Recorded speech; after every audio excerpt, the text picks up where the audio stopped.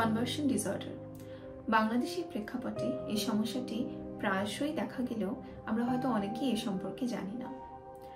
আপনি কি কখনো এমন কাউকে দেখেছেন যিনি হঠাৎ অজ্ঞান হয়ে গিয়েছেন, কিংবা কেউ বলছে কাউকে হয়তো জিনে ধরেছে, কিংবা আমাদের আশেপাশে কারো হয়তো খিঁচুনি হয়েছে, কিন্তু ডাক্তারের কাছে যাওয়ার পর ডাক্তার এর কোনো শারীরিক কারণ খুঁজে পাননি?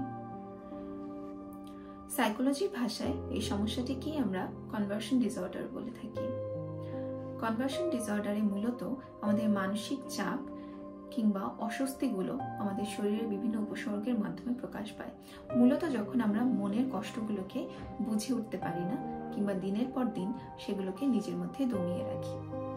কনভার্সন ডিসঅর্ডারে মূলত যেসব শারীরিক উপসর্গ দেখা দেয় তা হলো হঠাৎ বোবা হয়ে যাওয়া বা কথা বলতে না পারা, হঠাৎ চোখে ঝাপসা দেখা বা চোখে দেখতেই না পাওয়া, শরীরের অঙ্গ প্রত্যঙ্গ অবশ হয়ে আসা কিংবা অনেক বেশি ব্যথা অনুভব করা।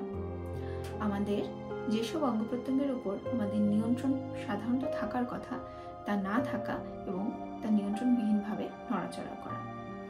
কনভার্সন ডিসঅর্ডারের কোনো লক্ষণ যদি আপনার নিজের মাঝে কিংবা আশেপাশের কারো মাঝে দেখতে পান, তবে দোষারোপ না করে দ্রুতই একজন অভিজ্ঞ সাইকোলজিস্টের শরণাপন্ন হতে হবে। মনে রাখবেন, সঠিক গাইডলাইন এবং থেরাপির মাধ্যমে এই সমস্যার সমাধান সম্ভব। আপনার মানসিক এবং সার্বিক সুস্থতা বজায় রাখতে মাইন্ডশেপার রয়েছে আপনার পাশে।